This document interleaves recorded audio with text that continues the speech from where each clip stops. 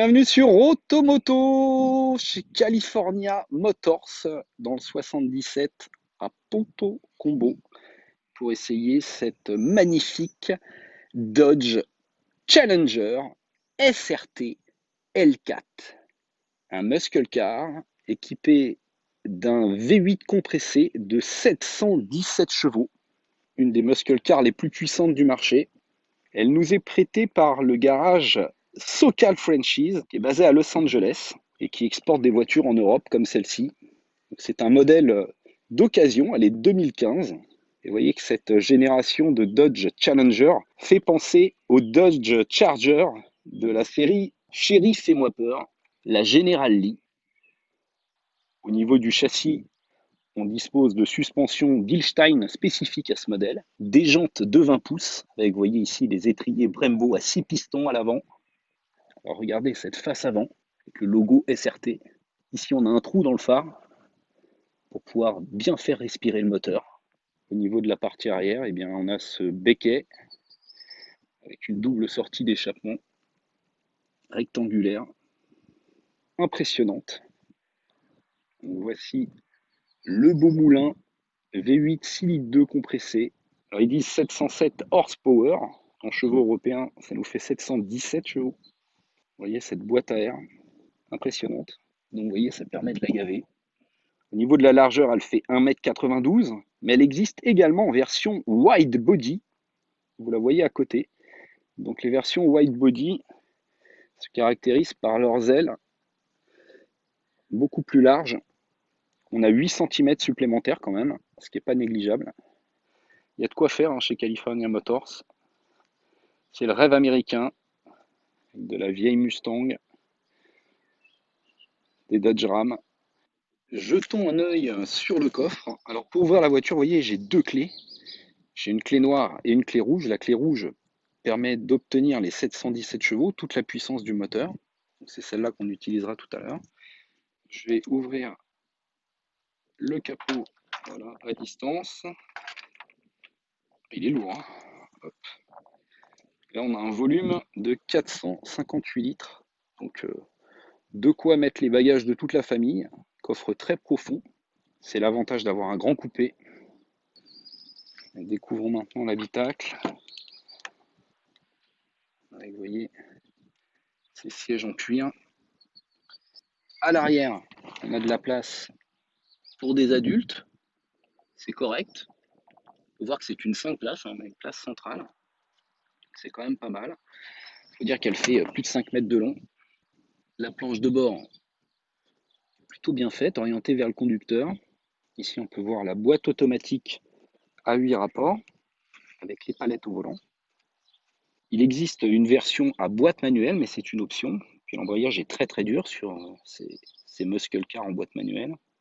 On va s'installer. On met le contact avec la clé main libre. Donc ça bip comme toutes les américaines. Voilà. On a donc l'écran de contrôle.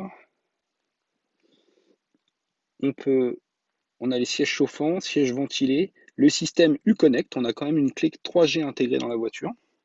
Donc quand j'appuie sur le bouton SRT ici, j'ai accès aux différents modes de conduite. Donc vous voyez, j'ai Track, Sport, Custom, Défaut.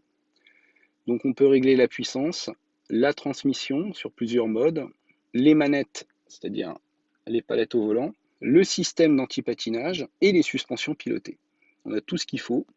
On trouve également une application pour pouvoir obtenir toutes les informations sur la voiture, donc température d'huile, pression d'huile, tension de batterie, suralimentation, thermomètre, température d'air d'admission. Et là, la force en G. Il ne reste plus qu'à mettre le contact. Alors à froid ça chante, hein. On va mettre un petit coup d'accel, doucement. On va attendre qu'elle chauffe et on va y aller.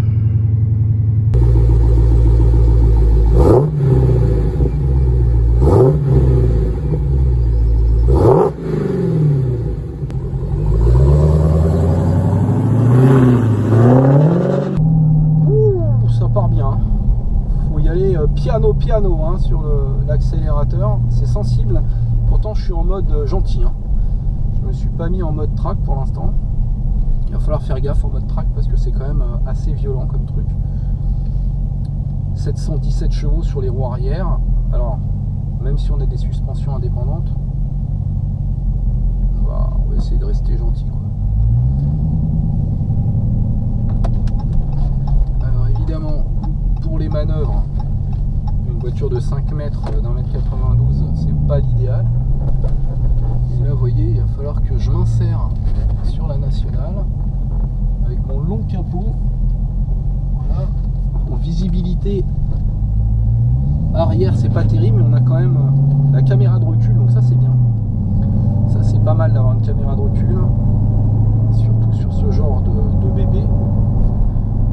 Donc avec un pied très très doux, bah vous voyez, ça part tout seul. Je suis déjà à 40 miles. Donc on la sent vibrer un peu la voiture. On la sent bouger même en roulant tout doucement. On sent que c'est une voiture qui vit. Oula. Donc les suspensions, on sent qu'elles sont fermes. Pourtant je suis en mode street. Avec les jantes de 20 pouces. Là, quand on passe sur des petits vibreurs, on les sent. Au niveau de la position de conduite, on est plutôt pas mal. Je suis bien installé. J'ai le cuir qui fait un petit peu de bruit là, qui grince un petit peu. En fait, c'est le siège qui touche la contreporte, parce que c'est des sièges baquets renforcés, donc ils viennent un peu toucher les contreportes, ce qui génère des petits bruits de cuir. Je sais pas si vous entendez le son sourd de la voiture, et pourtant j'accélère à peine. On sent que la direction est assez lourde, notamment en manœuvre. C'est une direction assistée, hein, bien sûr, c'est pas à l'ancienne, mais on la sent assez lourde, avec un point milieu un petit peu flou. Alors c'est une voiture qui fait quand même 2 tonnes 30, hein, donc en boîte automatique. Alors la boîte se comporte différemment selon les modes. Donc là je vais mettre en sport par exemple, juste pour doubler la Jaguar.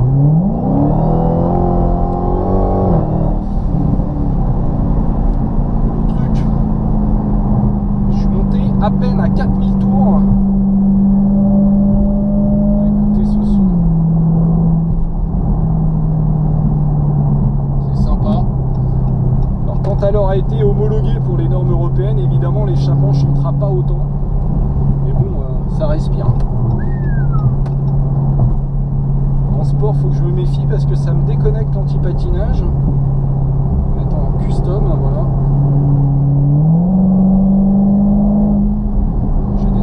Là comme ça, hop. C'est pas très très réactif.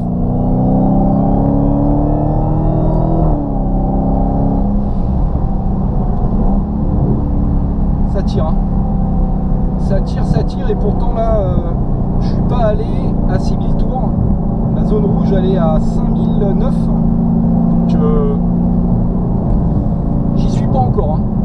Et vous pouvez pas y aller sur le mouillé à mon avis.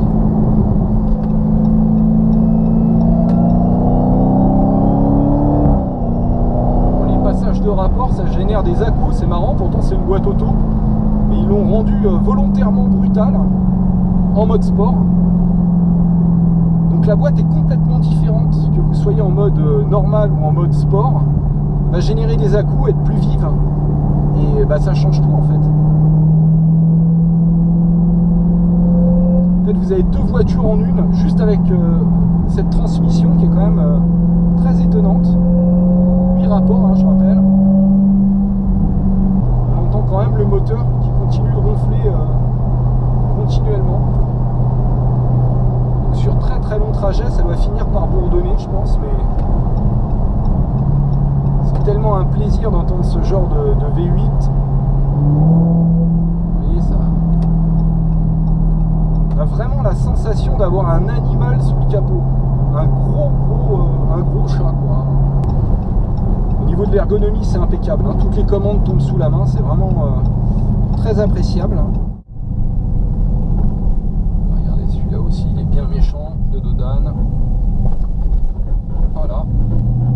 C'est ferme, mais bon, elle n'a pas frotté, vous avez remarqué, on a quand même une garde au sol qui est raisonnable. Elle est basse, mais pas trop.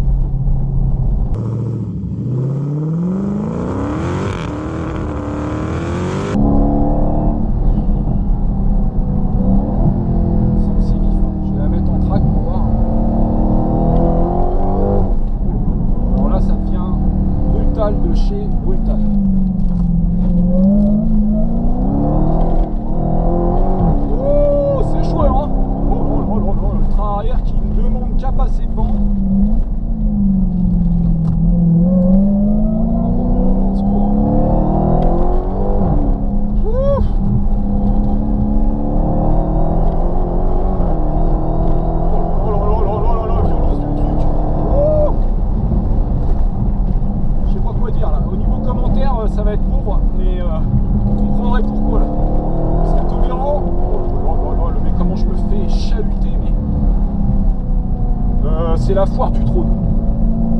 Voilà. D'accord. Ça rebondit un peu là. Je suis peut-être réglé trop dur pour la route là.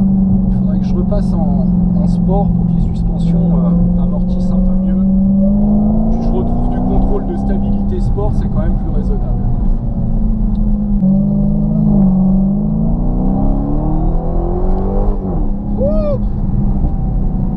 Qu'est-ce que ça marche? C'est complètement dingue. Complètement dingue. Alors au niveau des freins, je suis assez surpris, ça freine vraiment pas mal. On sent pas finalement le poids, hein, si ce n'est aller un petit peu lourde à inscrire, c'est sûr, mais globalement c'est pas mal. Hein. On a quand même quelque chose de très rigoureux, je trouve, par rapport aux anciennes américaines ou à l'image qu'on peut avoir des américaines. Niveau tarif, il faut prévoir 75 000 € sur ce modèle, plus 5 000 € de carte grise et de malus, donc on est à 80 000 €. Sachant qu'aux États-Unis, c'est 61 000 $. Donc vous voyez, il y a quand même un gros gap, une fois importé. Maintenant, quand vous avez une américaine comme ça en Europe, c'est un collector, ça va devenir encore plus rare. Donc ça prendra forcément de la valeur. Et honnêtement, ça le mérite parce que c'est quelque chose hors du commun qu'il faut vivre une fois dans sa vie. Il ne me reste plus qu'à vous dire à bientôt